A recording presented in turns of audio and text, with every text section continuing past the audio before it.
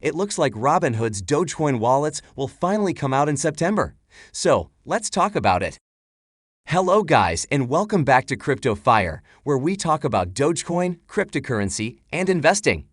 Before we go any further, please keep in mind that we're giving away $500 to a random subscriber. All you have to do is like the video, subscribe, and leave a comment on your favorite crypto. Read our description for more info about it. Now, let's get started with today's video. So, it was reported that Robinhood is currently testing out a beta version of their wallets.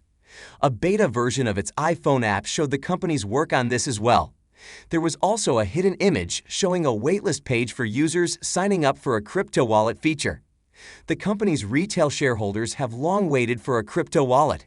A day before it announced its first quarterly results last month, the top question on Say, a platform that lets companies crowdsource questions from retail investors, was whether it was getting such a wallet or not. So it looks like Robinhood is finally listening to Doge holders. And it has to do this because Doge is in a slump and it's clearly over-reliant on Dogecoin's success.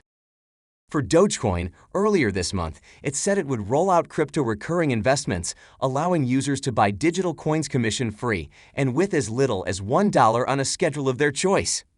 $1 because this small amount will most likely bring in more money into Dogecoin. Talking about its over-reliance, Robinhood said in its IPO prospectus that Dogecoin made up 34% of its crypto transaction-based revenue for the first quarter of 2021. And then in another notice, Robinhood said that its second quarter earnings could be affected as Dogecoin's trading volume is declining. So, in a nutshell, Robinhood is trying to help Dogecoin to help itself. And this is pretty great for every holder out there. When these wallets come out, we could expect them to be the biggest catalyst for Dogecoin's growth this year. Also, Vlad Tenev, its CEO, recently hinted in a tweet that the wallets are coming out in Dogecoin's aid. You can see how he wrote this tweet in Dogecoin's meme language. All of this suggests that we can finally use the fully functional wallets by September end. Now, let's talk about how Dogecoin is doing right now. Currently, it's trading 21 cents. Since it's back above the 21 cents level, things are looking good for it because 20.6 cents acted a very important resistance to break. So I think the Robinhood news definitely helped. Now, let's talk a bit more about why Dogecoin isn't able to rise above 21.5 cents, which is its next resistance level. Some of the biggest tech companies continue to see their shares plunge in Hong Kong amid the Evergreen crisis today. Alibaba Group's shares are trading 2.1% lower at HKD. Baidu's are down and JD.com shares are down too. Basically, this Evergreen scandal, if you want to call it, has had a pretty big impact around the world. Let's try to understand why it affected cryptos so strongly. It says here that the Evergreen connection makes the fall appear to be more predictable. The Chinese real estate giant was recently banned from the US in lieu of its $2 trillion debt. Now, a lot of people thought that Tether is somehow connected to it, but according to the official statement, it's not. It says here that Tether just clarified that it does not hold Evergreen commercial votes.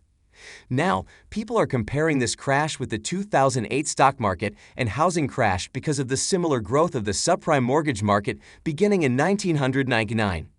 Also, the 2008 crash was speculated to be the reason behind the invention of Bitcoin. Now the good part is that Tether has clarified that it doesn't hold any of Evergreen's commercial votes, so I think we could see the market stabilize quickly from here. If we take a look at the correlation between Doge and Bitcoin prices, it's risen again today. It now stands at 0.86, which is the highest it's been in almost a month. And this is bullish for Doge because a lot of data for Bitcoin suggests that it's going to recover from here, and it'll then take Doge up with it too. It says here that crypto assets held by institutional managers rose for a fifth consecutive week, a sign that market participants had once again flipped bullish on Bitcoin and other leading altcoins. Investment flows into crypto products totaled $42 million in the week ending on September 19, with Bitcoin funds seeing inflows of $15 million. That's only the third time in 16 weeks that Bitcoin investment products saw positive inflows. So it looks like institutions are turning bullish even despite the dip. Now, the key levels to watch for Bitcoin are between 42K and 44K and a lower zone of support at 38K. Also, Bitcoin's price action over the weekend gave a warning ahead of September 20's pullback as it formed an overbought bearish divergence with its relative strength index declining. Now that the market has flipped back to oversold, we can now look for another bullish divergence to form as a signal that it is safe to re-enter the market. Now, let's talk about some great news for Doge and crypto adoption. Todo's Medical confirmed it would accept Dogecoin from its customers buying its dietary supplement products authorized for sale in the USA. And then there's BongaCams. When it came to offering payment options that customers wanted, BongaCams said it couldn't ignore all that Dogecoin had to offer in terms of fast and anonymous payment options for customers. If you don't know, BongaCams is an adult website based in the Netherlands, and it looks like it's a quite popular one too. The next company to adopt Dogecoin is Banxa Holdings. It is perhaps the fastest growing public service provider for the digital assets industry out there. It revealed that there's a bunch of new product upgrades that can help customers and partners access digital assets in a more efficient and simple way.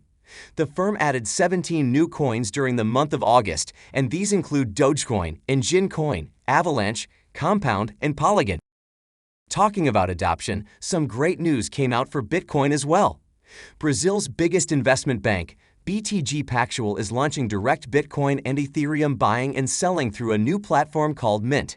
It's a pretty big deal because BTG Pactual provides wealth management, corporate lending, and asset management and has about $2 billion in revenue a year and $72 billion in assets under management.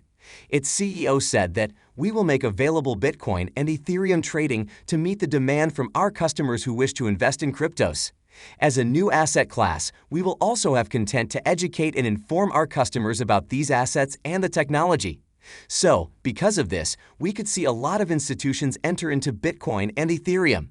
And this is good for Doge because of its correlation with both ETH and Bitcoin. As you can see here, Doge has a higher correlation with ETH than it has with Bitcoin. This data is for the last 90 days.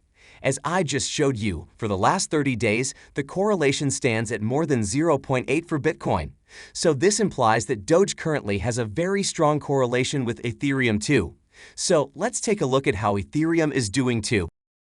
The latest data from Etherscan shows that holders have significantly increased the deposit under the staking contract of Ethereum 2.0 in the last few days.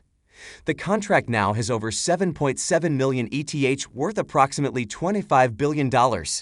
In August 2021, the overall value of the deposit contract crossed $20 billion for the first time in history. So, during the last 5 weeks, the community has staked more than 1.2 million Ethereum under the deposit contract of its network upgrade. Also, according to Lark Davis, Ethereum breaking above 10,000 is inevitable and only a matter of time. Lark starts out his analysis by pointing to the depleting supply of Ethereum. More specifically, the exchange supply of Ethereum being low such that there isn't a lot of ETH waiting to be sold as the price goes higher. This is evident in the recent volume of ETH being withdrawn from exchanges. Recently, Ethereum saw record volumes being taken out of exchanges. 1.2 billion worth of ETH had been withdrawn from centralized exchanges last week in just 24 hours. He also points out that the decline in the available supply of Ethereum is leading to a supply-side crisis. Bulls have accumulated some of their biggest bags so far and will most likely not be dumping their bags soon. More often than not, waiting for the price of the asset they invested to 5 or 10x before they think about dumping their bags. So this long-term holding is creating a supply shock for Ethereum. Also, with over 300k ETH already burned in just 6 weeks after the upgrade, amounting to over $1.1 billion, Lark sees about 1 million ETH being burned by the end of the year. This is adding to the supply shock currently expected to come. And finally, he points out that the big money is starting to notice Ethereum. An example of this is Cathie Wood revealing her firm, ARK Invest, has gained more confidence in the asset. She explained that they would split their crypto bags into 40% ETH and 60% Bitcoin. This interest from institutional investors will be the driving factor for Ethereum towards 10K. The point is that because of all this and a high correlation with Ethereum, the future doesn't look that bad for Dogecoin. And this is it for today's video. Thanks for watching till the end. If you enjoyed it, please consider liking and sharing it with your friends. Also, please subscribe to the channel and turn on post notifications for daily videos on Dogecoin and cryptocurrency. If you have any questions or suggestions, please leave them in the comments section below. Goodbye. Take care.